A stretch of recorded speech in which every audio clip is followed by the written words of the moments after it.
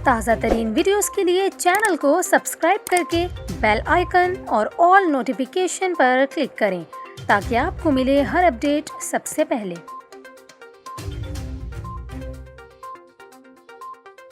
और अभी आपको अहम खबर से आगाह करें, कराची समेत सिंध भर में 3 रोज के लिए सीएनजी स्टेशंस बंद करने का ऐलान कर दिया गया है। गैस की बंदिश का ऐलान सुई सदरन गैस कंपनी की जानिब से किया गया है। सुई सदरन गैस कंपनी के मुताबिक सिंध में 9 ता 12 सितंबर तक 72 घंटे के लिए सीएनजी बंद होगी। वाज़ेह रहे कि कराची के मुख्तलिफ इलाकों में गैस का शदीद बहरान है और बारिशों के बायस गैस की लाइनें पहले ही मुतासिर हैं, जिससे ओल्ड सिटी एरिया के रिहायशी इलाकों में गैस की सप्लाई शदीद मुतासिर है।